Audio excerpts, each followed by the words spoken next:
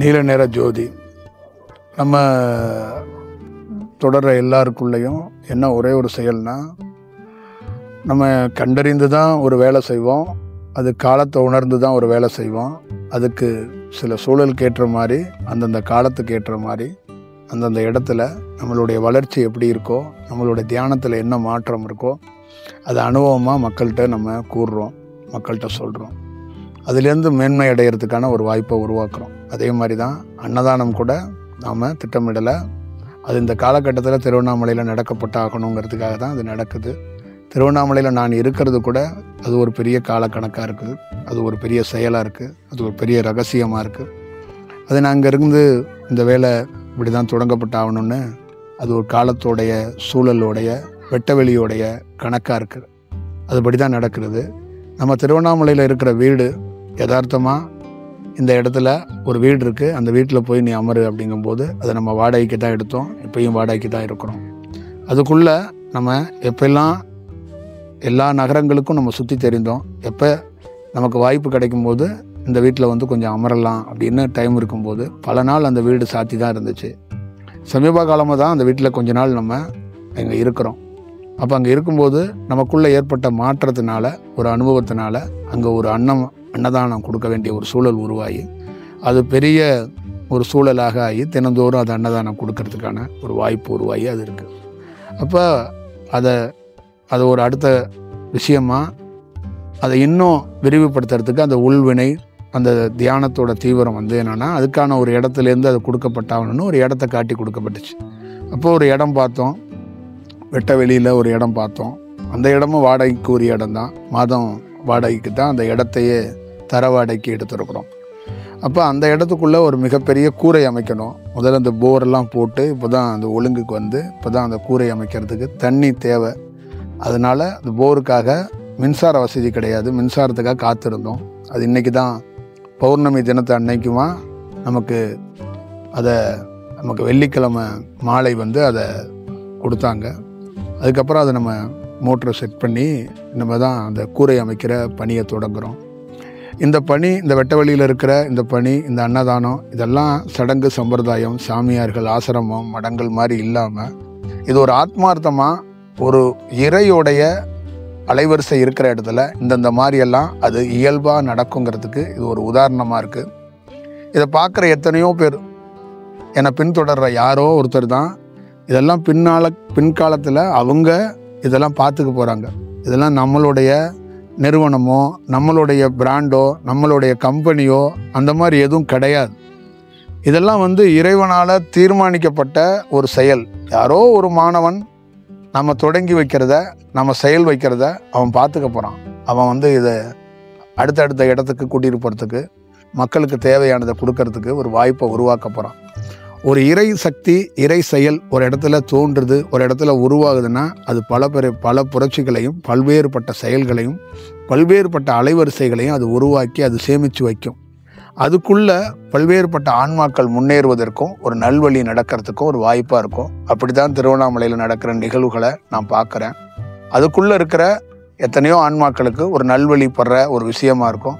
அதனால் இதை சுற்றி இருக்கிற அத்தனை பேரும் இந்த அன்னதானத்தையோ, இந்த கூரை அமைக்கிறதோ, இது ஒரு செயல் வடிவம் அப்படிங்கிறது மட்டும் இல்லாமல் இது ஒரு பெரிய வரலாறு மிக்க ஒரு செயலாக இது மாறும். இது ஒரு மிகப்பெரிய ஒரு கண்டறிகிற ஒரு பொருளாக இருக்கும். நாம் எப்பயுமே ஒரு வேலையை செய்ய மாட்டோம், அது செஞ்சோம்னா அது ஒரு முதன்மையான வேலையாக இருக்கும். திருவண்ணாமலைக்குள்ளே இந்த இடமும் நம்ம செய்கிற வேலையும் ஒரு தனியாக பேசுகிற இடமாகவும், பேசப்படுற விஷயமாகவும், மக்கள் அதிகமாக வந்து அதில் ஒரு இழப்பாடுற இடமாகவும் மாறும்.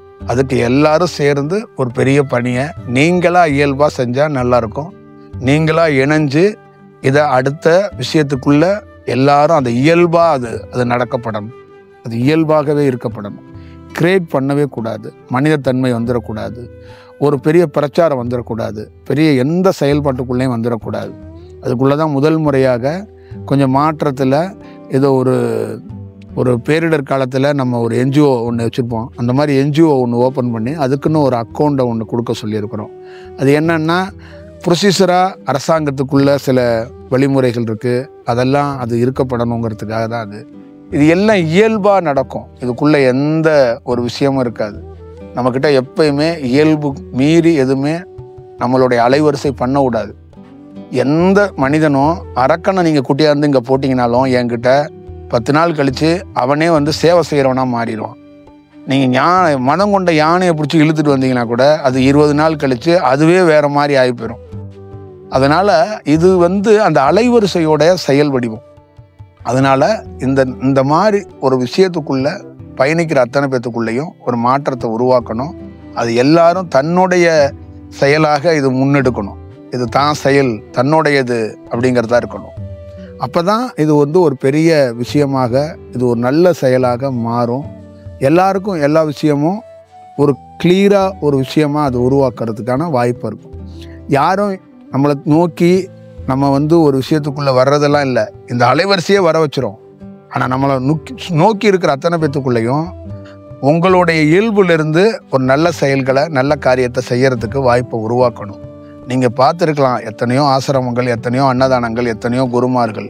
ஆனால் அதெல்லாம் தாண்டின ஆட்கள் தான் நம்ம. இந்த ரெகுலர் ஃபார்முலாவில் எதுவுமே இருக்கக்கூடாதுன்னு நினைக்கிற ஆள்மா தான் நான். கிடையாது. என்னுடைய அலைவரிசை அது மாதிரி எனக்குள்ளே இருந்து வழி நடத்துறது. அதில் அவ்வளோ பெரிய கிளாரிட்டி இருக்கும், அவ்வளோ பெரிய செயல் வடிவம் இருக்கும். ரெகுலராக எந்த வேலைகளையும் நம்ம செய்யறது இல்லை, செய்ய போகிறதும் இல்லை. அதனால் அது இருக்கணும். நம்மளை சுற்றி இருக்கிற அத்தனை பேரும் இந்த கூரை அமைக்கிறதுலையோ இங்கே இருக்கிறதுலையோ நாளைக்கு யாரோ ஒருத்தர் எந்த நாட்டில் வேணாலும் இருக்கலாம். நீங்கள் வந்து நாளைக்கு இந்த இடத்துல இருந்து உணவு கொடுக்குற மாதிரி ஒரு சூழல் கூட உருவாகும். நீங்கள் இந்த இடத்துக்குள்ளே ஒரு பெரிய செயல் செய்கிற மாதிரி உருவாகும். அது வாலண்டியர்ஸாக கிடையாது. நீங்களும் ஒரு அலைவரிசையாக இருந்து வேலை செய்வீங்கன்னு நான் நினைக்கிறேன். அது நடக்கும். அதுக்கான சூழல் உருவாகிருக்கு. இங்கே வாலண்டியர்ஸ், பக்தர்கள் இந்த மாதிரி செயல்லாம் கடந்து ஒரு அலைவரிசையாக நிற்கும் போது தான் அது எப்படி ஆகும், சேவையாகும். ஆப்போசிட்டில் இருக்கிறவங்களுக்கு அதை பூர்த்தி செய்ய முடியும்.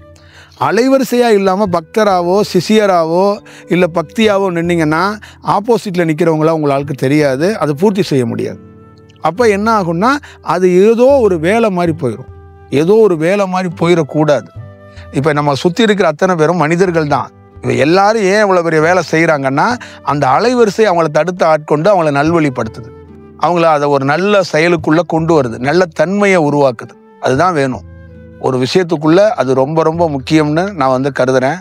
44 ஸ்டூடெண்ட்டுக்கு ஒரு டீச்சர், ஒரு வாத்தியார் பாடம் எடுத்தாங்கன்னா அதில் தேர்வு பண்ணுற மாணவன் ஒருத்தனோ 2 பேராக இருப்பான். 4 பேருக்கு அதே வாத்தியார் டியூஷன் எடுத்தார் இல்லை பாடம் எடுத்தாருன்னா அதே 2 மாணவன் தான் தேர்வான். ஆனால் அந்த 44 மாணவனையும் 2 மாணவனா 1 மாணவனா நினச்சி அந்த வகுப்பு எடுக்கப்பட்டுச்சுன்னா அந்த வகுப்பு வேற மாதிரி மாறிடும். தன்னுடைய அலைவரிசை ஒட்டுமொத்தமாக இந்த இடத்துல செலுத்தப்படணும்னு நினச்சா அங்கே கல் கூட அதுக்கு உயிர் கிடைக்கும். இதுதான் என்னுடைய ஸ்டைல். நான் எப்பயுமே ஒரு இடத்துக்குள்ளே போய் என்ன முழுசாக செலுத்துவேன். அந்த இடத்துக்குள்ளே என்ன இருந்தாலும் அது என் கட்டுப்பாட்டுக்குள்ளே கொண்டு வர்றதுக்கான வாய்ப்பை உருவாக்குவேன். அது பாவப்பட்டது, புண்ணியப்பட்டது அப்படியெல்லாம் தாண்டி அந்த காலகட்டத்தில் அந்த நேரத்துக்குள்ளே அந்த 2 hours ஆச்சும் அதை நமக்குள்ள கட்டுப்பாட்டுக்குள்ளே வச்சுருப்போம். அதனால தான் நிறைய இறைச்சல் நிறைஞ்ச இடத்துல, நிறைய மார்க்கெட்டு மாதிரி இடத்துல, நிறைய இந்த கமர்ஷியலாக இருக்கிற இந்த உலகத்தில் நாம் ஏதோ கொஞ்சம் தப்பிச்சு பொழைச்சி ஒரு வேலை செய்கிறோம்னா அது அலைவரிசை தான் காரணம். இல்லைன்னா நம்மெல்லாம் இருந்த இடம் தெரியாமல் எங்கிட்டாவது விழுந்திருப்போம். ஏன்னா இங்கே சோறு போடுறதுக்கு 1000 மடம் இருக்குது. சாமியார் உபதேசம் பண்ணுறதுக்கு லட்ச குருமார் இருக்காங்க. இங்கே மடத்துக்கு பஞ்சம் கிடையாது, சாமியாருக்கு பஞ்சம் கிடையாது. அன்னதானம்னு சொன்னீங்கன்னா இந்தியாவில் 1 கோடி பேர் அன்னதானம் பண்ணுறாங்க. அப்போ இங்கே அன்னதானம் பண்ணுறதும் பெரிய விஷயம் கிடையாது.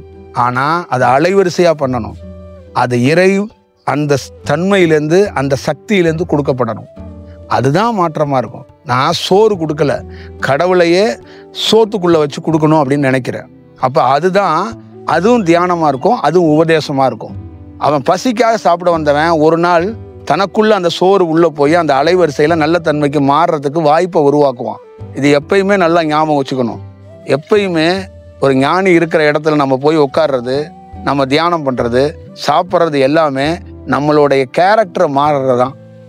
நம்ம ஏன் அவரை தரிசிக்கிறோம், ஏன் அவரை பார்க்குறோம், பார்க்க வேண்டிய ரீசன் என்ன அப்படின்னா அவர்கிட்ட இருந்து ஒரு அலைவரிசை வருது. அந்த அலைவரிசையால் நம்மளுடைய கதாபாத்திரம் மாறப்படும். இப்போ உங்களுடைய கதாபாத்திரங்கள் மாறப்படணும்னு தான் ஒரு பெரிய வேலை. அதனால் இந்த திருவண்ணாமலையில் இருக்கிற நமக்குள்ளே இருக்கிற இந்த அன்னதான விஷயத்தை ஒவ்வொரு மாணவனும் இதுக்குள்ளே இருக்கிற பின்தொடர்ற எல்லாரும் உன்னுடைய பொருள், இது உனக்கான செயல், இதை நான் கொடுக்கல, பிரபஞ்சம் கொடுத்துருக்கு. நீ இதை வழி நடத்துவ, இதை நீ பார்த்துக்குவ. எந்த இடத்துல இருந்தாலும் ஒரு கையில் உன் குடும்பத்தை பிடிச்சிக்க, ஒரு கையில் இதை பிடிச்சிக்க. ஆனால் யதார்த்தமாக ஒரு நல்ல செயலோட பணியை செய், பார்த்துக்க. நல்ல செயலாக இருக்கட்டும், இதுக்கு ஒரு நல்ல வடிவத்துக்குள்ளே இது மாறட்டும். நாளைக்கு இன்னொரு வடிவத்துக்குள்ளேயும் ஒரு நல்ல தன்மை உள்ளவங்களோட நல்ல செயல் மாறி இருக்குங்கிறத ஒரு புது விடியலாக, புது வெளிச்சமாக இருக்கட்டும். ஒரு நல்ல செயலில் நேரடியாகவோ இல்லை காணொளி மூலியமாகவோ சந்திப்போம்.